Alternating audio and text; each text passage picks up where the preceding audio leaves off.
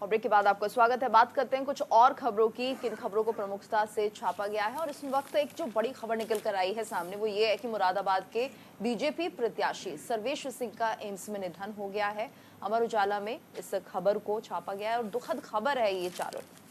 बिल्कुल, देखिए बेहद दुखद खबर है क्योंकि 33 सालों से राजनीतिक जीवन इनका रहा, 33 साल का। और ऐसे में वोट भी डाला था उन्होंने, क्योंकि पहले चरण में मुरादाबाद में चुनाव हुआ था। और ऐसे में आप देखिए कि वोट भी डालते हैं और अगले दिन उन्हें अचानक दर्द होता है। ये खबर अमर उजाला में छापी गई है, ये मैं अपने दर्शकों को दिखा दूं। इस खबर को प्रमुखता दी गई है और बड़ी खबर भी है क्योंकि यहाँ पर वोटिंग हुई थी पहले फेज की और अब ये तय किया गया है कि अगर वो यहाँ से जीतते हैं तो उसके बाद इस पर दोबारा चुनाव होंगे। ये वो खबर है जिसमें ये निधन की बात कही गई है। और बीजेपी के प्रत्याशी रहे, अचानक हार्ट अटैक हो जाता है, कार्डियक अरेस्ट से उनकी मौत हो जाती है और अब इस सीट पर दोबारा चुनाव होंगे। फिलहाल काफी बेहतरीन उम्मीदवार ये माने जा रहे थे, लेकिन अब देखना होगा कि किस तरह से आने वाले दिनों में इस सीट को लेकर यहाँ पर तय होता है। देखिए 3 बार जिसे जनता ने जिताया हो और चौथी बार लोकसभा प्रत्याशी उन्हें बनाया गया था सर्वेश सिंह। और आप समझिए कि वो अपने चुनाव को लेकर वोट डालने जाते हैं मुरादाबाद में, क्योंकि अभी पहले चरण में चुनाव हुआ है। वोट डालते हैं, उसके बाद वापस आते हैं, हल्का सा दर्द उन्हें होता है, उसके बाद उन्हें अस्पताल ले जाया जाता है, लेकिन वहां पर कार्डियक अरेस्ट उन्हें आ जाता है, जिसके बाद उनका निधन हो जाता है। आज उनका अंतिम संस्कार होना है दोपहर 2 बजे। और इस दुखद खबर पर देखिए प्रधानमंत्री नरेंद्र मोदी, सीएम योगी आदित्यनाथ, यहाँ तक कि पूर्व सीएम अखिलेश यादव, सभी ने इस पर शोक जताया है।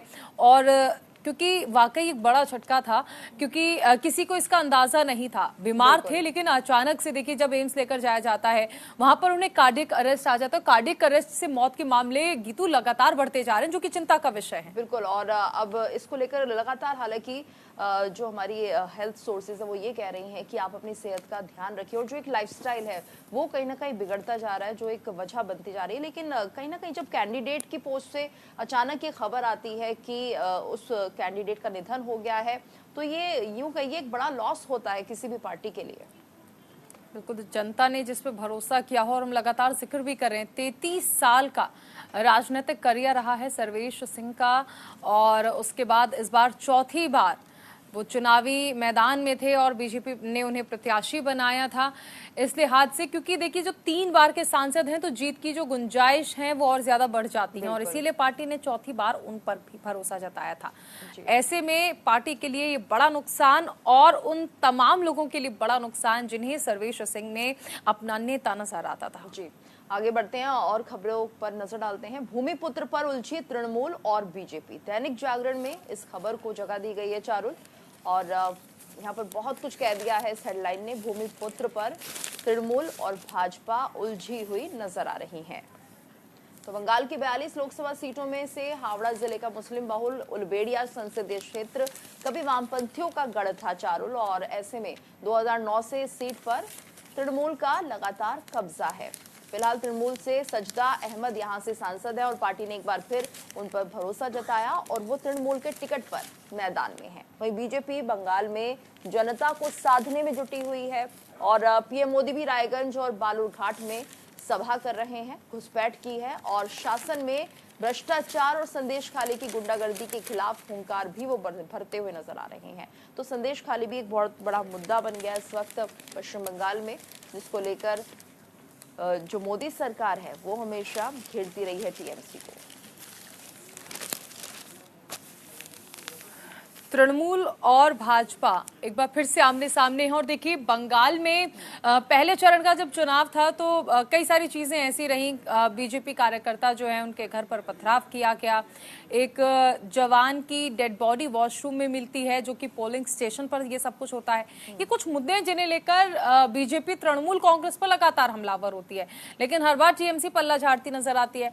अब एक बार फिर से दोनों पार्टियां जो है वो आमने सामने आ चुकी हैं और ममता बनर्जी पर देखिए लगातार निशाना निशाना साधा जाता है बीजेपी की ओर से। यहाँ तक कि संदेश खाली का मुद्दा आपको याद होगा, एक बड़ा मुद्दा संदेश खाली जो है वो चुनाव में बनकर उभरा, क्योंकि ये सीधे तौर पर आरोप लगाया कि महिलाओं की अस्मिता के साथ खिलवाड़ करने का काम एक महिला ही कर रही है, क्योंकि ममता बनर्जी सामने से प्रोटेक्ट कर रही थी शाहजहां शेख को और ये कह रही थी कि दरअसल ऐसा कुछ भी नहीं हुआ है, ये सब कुछ बीजेपी और आरएसएस कहने पर किया जा रहा है। तो ये कहा जा सकता है कि इस लिहाज से संदेश खाली एक बड़ा मुद्दा रहा।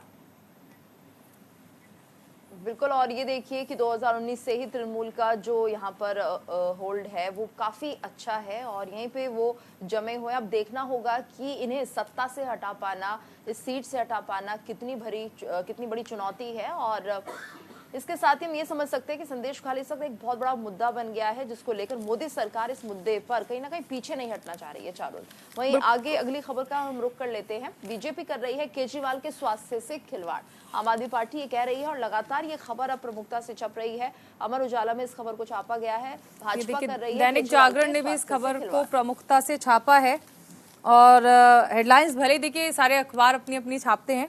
जेल प्रशासन ने क्या बयान दिया है वो हम आपको दिखा रहे हैं। जेल प्रशासन ने कहा है कि मुख्यमंत्री केजरीवाल ने कई महीने पहले बंद कर दिया था इंसुलिन लेना, ऐसा कहा जा रहा है, क्योंकि देखिए अरविंद केजरीवाल को लेकर लगातार ये कहा जाता है कि उनका शुगर लेवल गिर रहा है और तिहाड़ जेल प्रशासन जो है वो और ध्यान नहीं दे रहा है। लेकिन अब इस पर अहम बयान है और ये कहा जा रहा है कि उन्होंने तो इंसुलिन लेना पहले ही बंद कर दिया था। अब आतिशी ये कह रही है कि तिहाड़ की जो रिपोर्ट है उसमें भाजपा की साजिश की बू नजर आती है, ऐसा आतिशी का कहना है, जो कि दिल्ली सरकार में मंत्री हैं। अब अरविंद केजरीवाल के स्वास्थ्य को लेकर सियासत जो है वो अपने चरम पर है। संजय सिंह ये कहते हैं कल ही कि ये कहा जा सकता है कि अरविंद केजरीवाल की हत्या की साजिश रची जा रही है, ऐसा संजय सिंह कहते हैं। दूसरी तरफ बीजेपी कह रही है कि ये सब कुछ इसलिए है क्योंकि अरविंद केजरीवाल ने भ्रष्टाचार किया है। अब तिहाड़ जेल प्रशासन का एक अलग ही बयान आता है जब वो ये कहते हैं कि दरअसल उन्होंने तो इंसुलिन लेना पहले ही बंद कर दिया था। इसी के साथ तिहाड़ जेल ये भी कहते हैं प्रशासन कि मीठी चीजें अरविंद केजरीवाल खा रहे हैं, आम खा रहे हैं, मिठाइयां खा रहे हैं, और ये सब कुछ इसलिए कि एक मेडिकल ग्राउंड बनाया जा सके, एक मेडिकल बेस बनाया जा सके जमानत। बिल्कुल, और चारुल ये देखिए यहाँ पर ये भी कहा गया था कि जब उन्हें तिहाड़ जेल में रिमांड पर रखा गया था तो वो ये कह रहे थे मुझे घर से खाने की अनुमति दी जाए। अगर घर से ये सारा खाना मिल रहा है तो फिर ये सवाल उठता कैसे है, क्या उन्हें डाइट चार्ट की तरह से फॉलो नहीं किया जा रहा है या फिर वो कुछ जान